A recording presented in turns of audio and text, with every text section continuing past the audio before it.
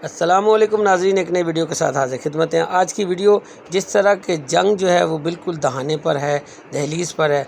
पाकिस्तान और इंडिया के हालात इस कदर संगीन हो गए कि इंडिया ने दरिया चनाब और दरिया सिंध का पानी रोकना शुरू किया है। फिर आखिरकार कुछ ही घंटों के बाद पानी का फ़्लो दोबारा चला दिया जाता है। ये भी एक ख़तरनाक है और उन इंटरनेशनल जो मुआहदे हैं उनके मुसलमान असूलों की खिलाफ वर्जी है। और अब जो सूरत हाल है वो इस कदर गंभीर है, लेकिन हिंदुस्तान का एक व्लॉगर जो कि सेंसिबल जहन का मालिक है और पीसफुल जहन का मालिक है, उसने बड़ी एक डिटेल के साथ अपना इस पूरे जो सिनारियो है, इस वक्त जो हालात हैं, उसके ऊपर अपना तजिया दिया। और आज की वीडियो उज़ैर क्रिकेट की हम रिएक्शन वीडियो कर रहे हैं। एक ज़बरदस्त वीडियो, एक अच्छी कोशिश। बिलाशुबा हम पीस चाहते हैं, इस खिते में अमन चाहते हैं। जंग किसी भी मसले का हल नहीं, लेकिन अगर जंग मुसल्लत की जाती है तो फिर तंग आमद बजंग आमद।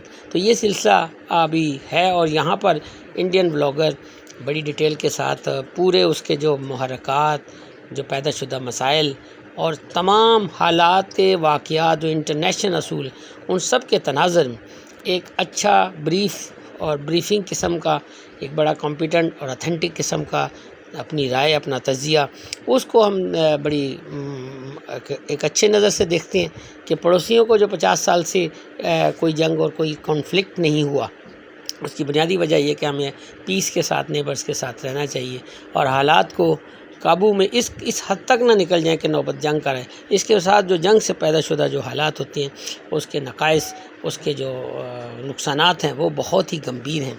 जंग मसाइल का हल नहीं होता। यकीनी तौर पर पीसफुल लोग हैं और पाकिस्तान पूरे खित्ते में पीस चाहता है और अमन सीधे जाके पाकिस्तानी आर्मी को अटैक कर देते हो तो वो भी तो रिटेलिएट करेंगे। फिर क्या? चलिए एक बेस से ना, पाकिस्तान के पास हमारे से बेटर एयरक्राफ्ट भी हैं और जब वॉर चालू होगा तो सिविलियंस भी टारगेट किए जाएंगे, क्यों नहीं टारगेट किए जाएंगे? क्या हमारी सारी इंडियन सिटीज के पास एयर डिफेंसेस हैं? सिर्फ मान लीजिए इंडियन आर्मी पेनिट्रेट भी कर जाती है, फिर उसके बाद क्या पाकिस्तान एक न्यूक्लियर आर्म स्टेट है? तो जिस चीज को आप बेस्ट केस सिनारियो मान रहे हो ना, वो एक्चुअली वर्स्ट केस सिनारियो हो जाएगा हमारे लिए भी, पूरी दुनिया के लिए। और यही कहते हैं कि ऐसा हो जाए वैसा हो जाए। एक वॉर अगर वहां पे भी होगा ना, हमारे लिए भी इतने बुरे कॉन्सिक्वेंसेज होंगे कि आप इमेजिन भी नहीं कर सकते। और को क्या लगता है जो ये बात कर रहे हैं कि बस इंडियन आर्मी सीधा पाकिस्तान में घुस जाएगी, वो लोग कुछ भी नहीं करेंगे? भाई ये क्लियर है, वो लोग आपको वहां पे नहीं चाहते। सिमिलरली जैसे आप लोग उनको यहाँ पे नहीं चाहते, वो लोग लड़ेंगे और पाकिस्तानी पंजाबी फौजों की लाशें उनके गांव में नहीं जाएंगी। वहां से ठीक है, जो आदमी है जो चाह रहा है कि भाई वॉर होना चाहिए, उसने खुद तो आर्मी में 5 साल रहा और 1999 में ही छोड़ा, just before the Kargil operation. ठीक है, इंडिया और पाकिस्तान दोनों के पास न्यूक्लियर बॉम्ब्स हैं। एंड देन वॉर भी ऐसा नहीं शुरू होती कि प्राइम मिनिस्टर ने घंटी बजा दी और सब लोग फौजी जो है दौड़ गए अंदर। अगर आप वॉर चालू कर देते हैं तो फिर आप देखना कि कैसे सैंक्शन लगा देता है यूनाइटेड स्टेट और बाकी कंट्रीज आपके ऊपर। University. Apply to study abroad with the Duolingo English test, from registration to education. करेंगे, रुपी क्रैश हो जाएगा, स्टॉक मार्केट क्रैश हो जाएगा और इतने सारे जो कंट्रीज हमारे साथ ट्रेड करते हैं वो भी शायद हम पर सैंक्शन लगा दें, हमारे साथ ट्रेड बंद कर दें। और ये क्या बात कर रहे हैं? इजराइल की बात कर रहे हैं, रशिया की बात कर रहे हैं। इजराइल तो ये है कि लोग टूटू करते हैं इजराइलीज पर, वो कहीं खौफ है। जितने भी लोग चिल्ला रहे हैं कि वॉर चालू करो, वॉर चालू करो, क्या ऑब्जेक्टिव्स इंडिया सेट करेगा अपने वॉर के लिए? आप ये भी बता दो। आपको जो भी पकड़ते हैं, हम वॉर चालू कर देते हैं पाकिस्तान के साथ, एकदम ही बड़ी वॉर होगी, बहुत सारे लोग मारे जाएंगे आसानी से, हमारे लिए कहीं भी बाहर निकलना बहुत मुश्किल हो जाएगा, पूरी हेट फैल जाएगी इंडियंस के लिए, हमारी इकोनॉमी तबाह हो जाएगी। इजराइल का ही एग्जाम्पल ले लीजिए, इतना से बेटर एग्जाम्पल क्या हो सकता है कि इजराइल ने जाके गाजा में कितनी तबाही मचाई। हमास को खत्म हो गया क्या? अभी रिसेंटली ही आर्टिकल में था कि हमास ने फिर से 30,000 फाइटर्स रिक्रूट कर लिए। क्योंकि अगर आप सोचते भी हो कि आप जाके पाकिस्तान को, पाकिस्तानी आर्मी को डिस्ट्रॉय करना चाहते हो, तो उसके बाद आपके पास जो भी केस निकलते हैं, जितने भी सिनारियोज निकलते हैं, एक्चुअली हम अपने आप को ही खत्म कर रहे हैं, हमारे लिए ही और मुश्किलें पैदा कर रहे हैं। ये कुछ ऐसे अपने पड़ोसियों के साथ अच्छे से रहना है, ये हुआ है। हमें अपने पड़ोसियों के साथ पीस चाहिए, कॉन्फ्लिक्ट नहीं चाहिए। हमारे जनरेशन में किसी ने भी वॉर नहीं देखा है एंड आई होप हम ना देखें, आई होप हम वॉर नहीं चाहिए। दोस्तों, जैसे कि आपने हाईलाइट्स में देख ही लिया है, चंद सेकंड के बाद हम मुकम्मल वीडियो की जानिब भी चलेंगे। दोस्तों, इस वक्त पाकिस्तान और भारत के दरमियान शदीद कशीदगी है और जंगी माहौल बना हुआ है। भारतीय मीडिया पाकिस्तान पर हमले की बातें कर रहा है। ऐसे में चंद लोग भारत में ऐसे भी हैं जो कि अमन चाहते हैं और पाकिस्तान पर हमले को बेवकूफ़ी करार दे रहे हैं। ऐसे एक भारतीय साथी सामने आए हैं, क्या कुछ कह रहे हैं, आइए हम चलेंगे वीडियो की जान। चैनल पर पहली बार आए हैं, वीडियो को लाइक और बेल की घंटी के साथ जरूर सब्सक्राइब कर दें। 47 के बाद इंडिया और पाकिस्तान के बीच में 2 ही वॉर हुए हैं, 1965 एंड 1971। 50 साल से भी ज़्यादा हो चुके हैं पिछले जंग में और आज में। अब आप बोल सकते हैं कारगिल भी तो था 1999 में, पर वो एक्चुअली वॉर तो था ही नहीं, वो तो एक मिलिट्री ऑपरेशन था। सर, कारगिल वॉर पे फिर से एक बार टच करना चाहूँगा, उस पर आपका क्या रोल था एयरफोर्स का?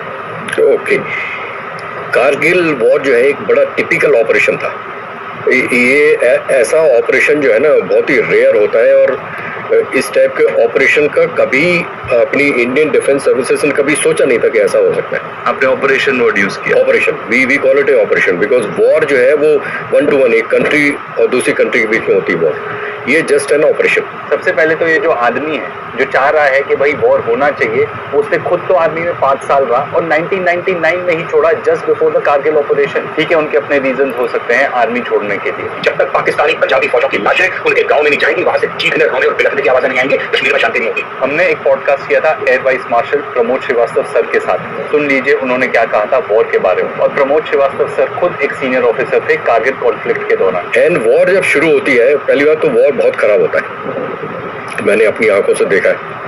वो वॉर जो है बहुत खराब होता है। दो एज ए मिलिट्री मैन मुझको बहुत अच्छा लगता है कि वॉर में जाना चाहिए, लेकिन वॉर का रिजल्ट जो है बहुत खराब होता है बोथ द पार्टीज के लिए।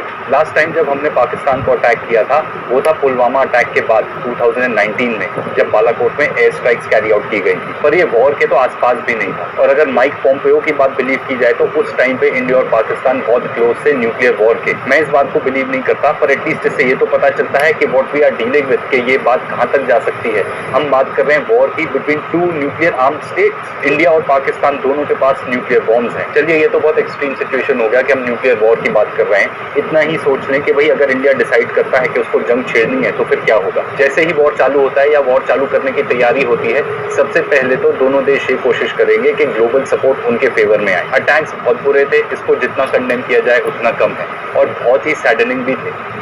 मैंने खुद एक्सपीरियंस किया हुआ है कि कैसा लगता है कि अगर आपका फैमिली मेंबर कोई एक ऐसे टेरर अटैक के बीच में फंस जाए। जी हाँ, मेरे फैमिली मेंबर्स खुद जब बॉम्बे में अटैक हुआ था 2008 में, तब वो होटल में फंस गए थे। लकीली थैंक गॉड उनको कुछ भी नहीं हुआ और वो सेफली वापस आ गए, but I know what it feels like. And then war भी ऐसा नहीं शुरू होती कि प्राइम मिनिस्टर ने घंटी बजा दी और सब लोग फौजी जो है दौड़ गए, अंदर धड़ाधड़ गोलियां चलना शुरू हो गई, नेवी शुरू नहीं।